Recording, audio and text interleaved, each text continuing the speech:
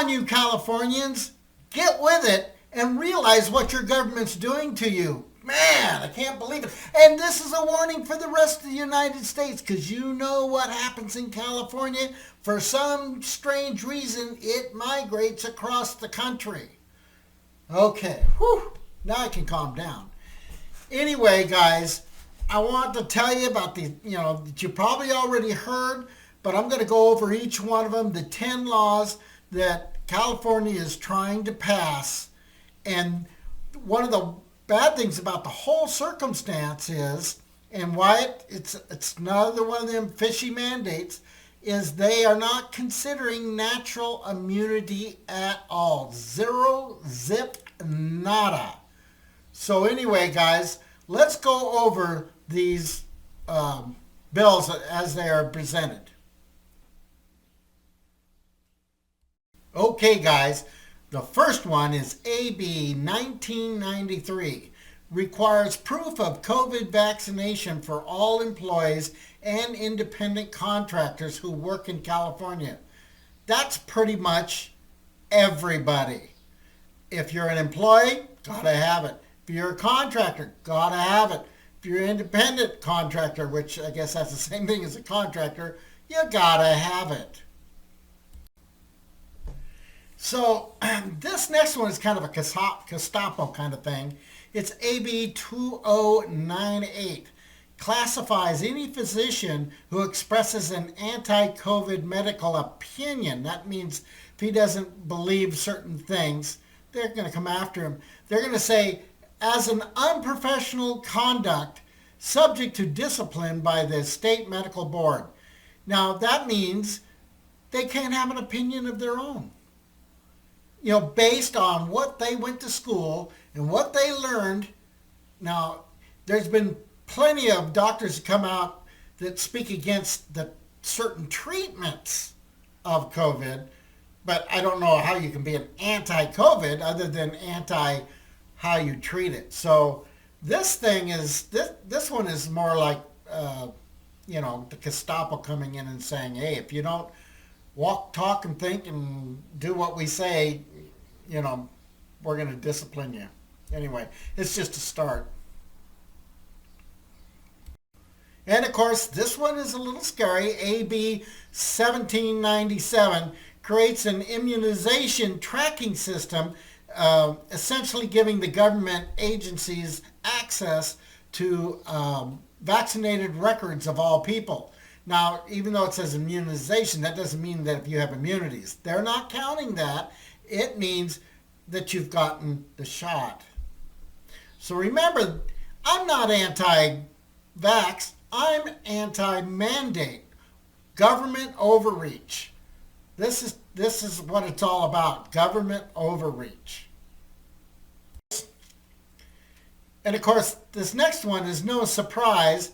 It adds, it's SB 871, and it adds COVID injections to the list of mandatory immunizations for public and private schools. The bad part about this, and all these have a bad part, it says regardless of FDA approval. You see, that makes it to where something happens, you can't sue anybody because if they had said FDA approval, then everybody could make it stop. But anyway, let's move on to the next one.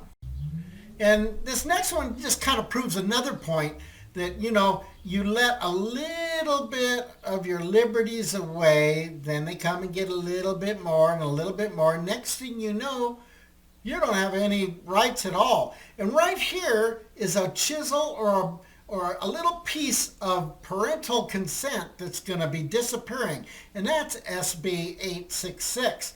It lowers the age of vaccination consent so that 12-year-olds can choose, and that's funny that they say choose. I'm sure that they meant mandatory. But anyway, choose to get the vaccine without parent consent or knowledge.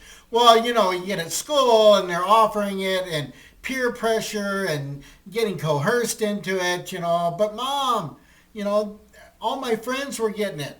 You see where that's going too. Anyway, on to the next one. Now this one's a little tricky. It's SB 920, and you kind of like, it raises a lot of questions. Authorizes the state medical board to inspect a doctor's office as well as a doctor's medical records, but then it says without parent consent. Now, wait a minute. That means they can go into the doctor's office if you have your kids go to the doctor, and they can get the records on your child without your consent. So there's another chisel away from parent consent, but also it does something to the doctors. They no longer can protect their patients.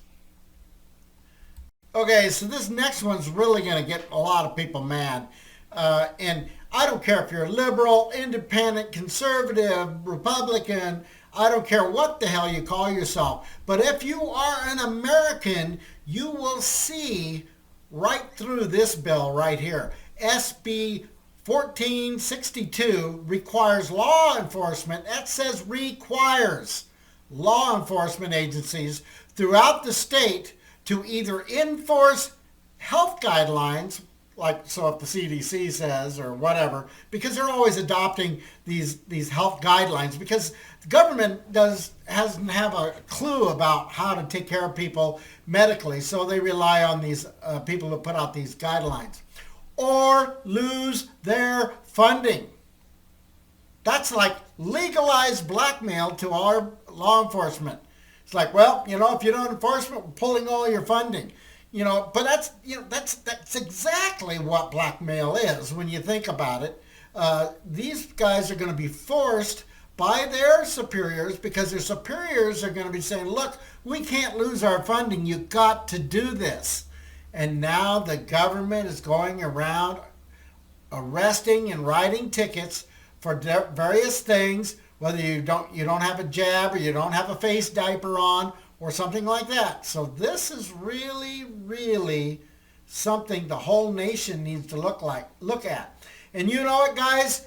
If you're in another state and you say, well, I don't have to worry about it, like I said earlier in the video, you know darn well that what starts in California ends up on the East Coast eventually, because all those liberals push the same agenda all the way across. They really don't care about America. They care about their agenda. Oh, well, I better get to the next one. Sorry about that. And of course, SB 1479 dovetails into the other ones that they're trying to pass. That requires schools in California to create long-term COVID testing plans, as well as to report the testing results to the California Department of Health. So, I mean, I kind of get that, but, that one's kind of pretty mild, but it ties right into the other ones that they're kind of forcing. So, anyway, let's move on. Okay, guys, this is the meat and potatoes one, SB 1390, the one you all been waiting for and you knew was coming down the pike. If you think that there's overreach when the government started stipulating to social media what to allow and what not to allow on social media, which that's exactly what's happening. Here is one that'll prove it to you. Prohibits any person or entity from making statements that the government deems untrue or misleading by any means, including on social media. So let's read that part again. That the government, keyword, deems untrue or misleading. Deems means at their discretion. They can just decide, well, we can't have people, trying to keep people from getting upset, so we're going to suppress it. But my point is, guys, this puts into law to actually regulate you on social media when we can't even regulate social media. This is where we the people is slowly turning into we the government. You guys, people need to wake up.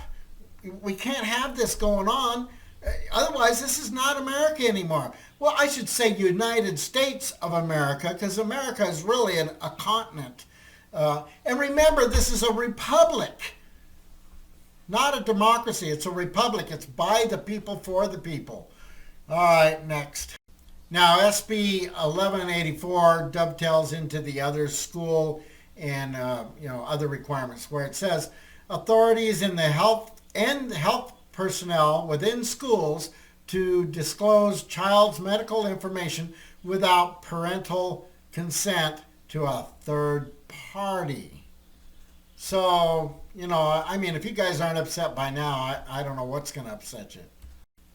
Okay, guys, so that's just a warning of what's coming down the pike.